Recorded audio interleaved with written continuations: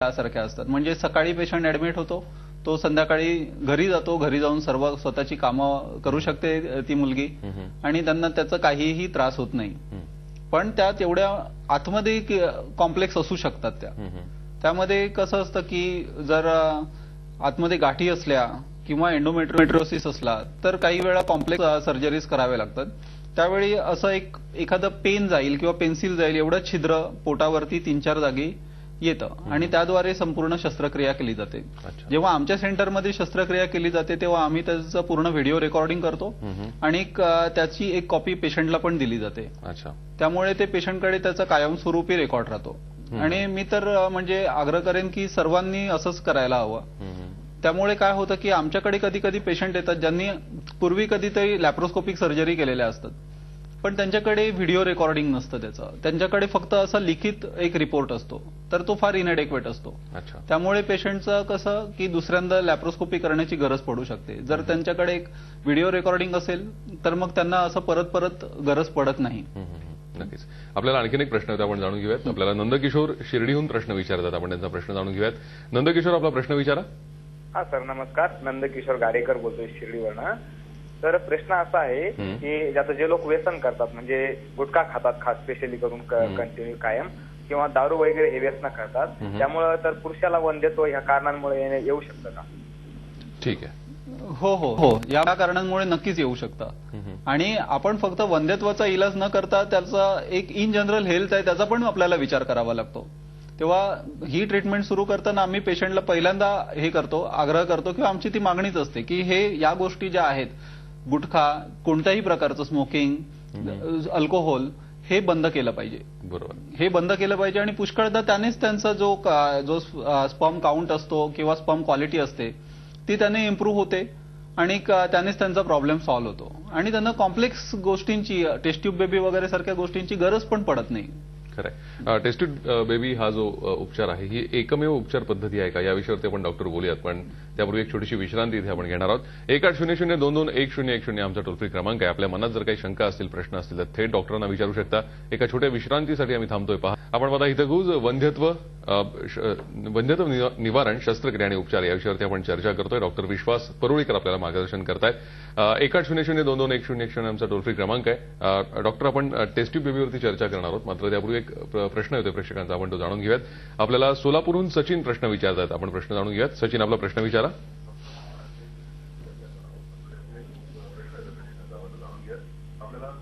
सचिन, तुमच्या टीव्हीचा आवाज पूर्ण बंद करा आणि प्रश्न विचारा.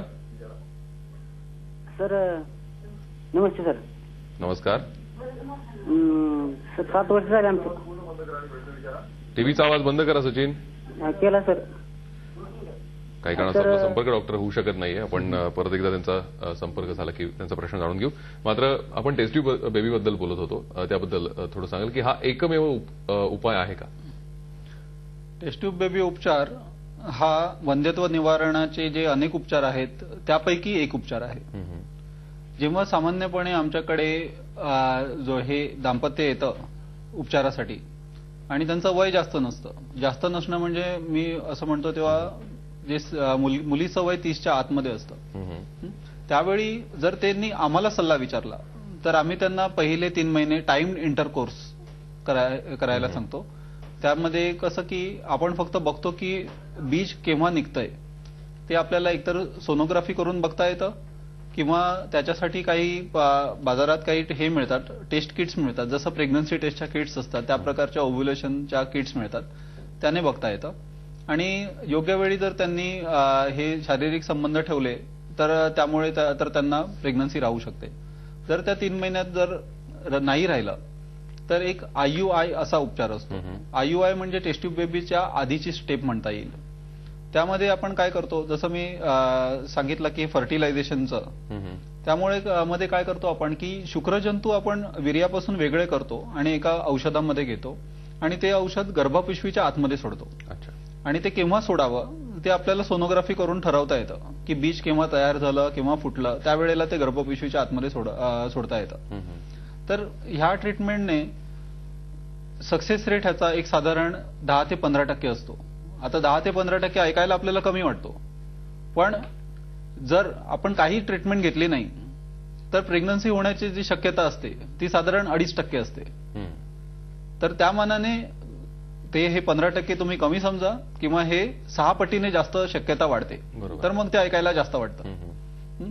तर ही एक ट्रीटमेंट कोर्स असते. ह्याचा खर्च सुद्धा कमी असतो आणि पेशंटला जो त्रास असतो तो सुद्धा टेस्ट ट्यूब बेबी ट्रीटमेंटच्या मानाने होणारा कमी असतो. अच्छा. तर बाकी सगळ्याच्या सगळं म्हणजे रिपोर्ट जर त्यांचे नॉर्मल असले जे बहुतेकदा पेशंटचे नॉर्मल असतात तर आम्ही साधारणपणे ही उपचार पद्धती आहे ती 5 ते 6 वेळेला करतो. अच्छा. आणि ह्या उपचार पद्धतीने सुद्धा जर प्रेग्नन्सी नाही राहू शकली हम्म. तर आम्ही अशा कपल्सना टेस्ट ट्यूब बेबी करण्याचा सल्ला देतो. नक्कीच. डॉक्टर, हे उपचार करताना नेमकी कोणती दक्षता घ्यावी आणि हे उपचार कुठे करावेत? टेस्ट ट्यूब बेबी म्हणजे एकतर आधी मी सांगतो की टेस्ट ट्यूब बेबी म्हणजे आम्ही काय करतो. टेस्ट ट्यूब बेबीमध्ये आम्ही काय करतो की पेशंटची बीजं जास्त प्रमाणात तयार करून 15 ते 16 बीजं एका महिन्यामध्ये तयार करून आपण ती आधी सुईद्वारे बाहेर काढून घेतो आणि त्याचं जे फर्टिलायझेशन असतं शुक्रजंतूंबरोबर जे फर्टिलायझेशन असतं ते लॅबोरेटरीमध्ये होतं आणि जे गर्भ तयार होतात त्याच्यातले चांगल्या क्वालिटीचे 2 किंवा 3 गर्भ पेशंटच्या गर्भपिशवीमध्ये परत सोडले जातात. ही साधारणपणे टेस्ट ट्यूब बेबी करण्याची प्रक्रिया असते. आता ही प्रक्रिया करताना आपल्याला बऱ्याच गोष्टींची काळजी घ्यावी लागते. एकतर ती लॅबोरेटरी अद्ययावत असावी आणि त्याच्याबरोबर असलेलं जे शस्त्रक्रियागृह आहे ते वेगळं असावं. अच्छा. आमच्या सेंटरमध्ये जे शस्त्रक्रियागृह आहे त्याच्यात फक्त जे आयव्हीएफ लॅबमधलं जे आहे त्याच्यात फक्त आयव्हीएफ लॅबचेच हे केले जातात. अच्छा. ही उपचार केला जातो आणि त्याच्यात दुसरं काहीच केलं जात नाही आणि ही गोष्ट महत्वाची असते आणि ते बाजूबाजूला असणं खूप महत्वाचं असतं. बरोबर. दुसरं म्हणजे हे एक टीमवर्क आहे. हे एका इंडिव्हिज्युअल व्यक्तीचं इंडिव्हिज्युअल डॉक्टरचं नाहीये. तर याच्यामध्ये कसं असतं की एक कन्सल्टंट जो गायनेकॉलॉजिकल कन्सल्टंट इन्फर्टिलिटी स्पेशालिस्ट आहे तो इन्व्हॉल्ड असतो. त्याशिवाय एम्ब्रिओलॉजिस्ट टीम इन्व्हॉल्ड असते. त्याशिवाय जर त्यांना शस्त्रक्रिया करावी लागली तर सर्जन्स इन्व्हॉल्ड असतात, अनस्थेटिस्ट इन्व्हॉल्ड असतात, सोनोग्राफी लागली तर सोनोलॉजिस्ट इन्व्हॉल्ड असतात. अशी पूर्ण टीम असते. तर ह्या टीममध्ये आपसात ताळमेळ असणं फार जरुरीचं असतं आणि ह्या जर ताळमेळ नसेल तर ते जे टेस्ट ट्यूब बेबीची ट्रीटमेंट असते त्याचं हे सक्सेस रेट कमी होऊ शकतो. बरोबर आहे. डॉक्टर, जसं तुम्ही सांगितलं की सक्सेस रेट कमी होऊ शकतो. खरं तर आजच्या तुमच्या मार्गदर्शनानंतर बऱ्याच प्रेक्षकांच्या मनातल्या शंका दूर झाल्या असतील आणि खरं तर हा खूप मोठा विषय आहे आणि या विषयावरती तुम्ही इतकं छान मार्गदर्शन इतक्या कमी वेळात केलं त्याबद्दल आपले खूप खूप आभार. इथं गुजमध्ये आज इथेच थांबतोय. आपण पाहत राहा झी 24 तास, एक पाऊल पुढे.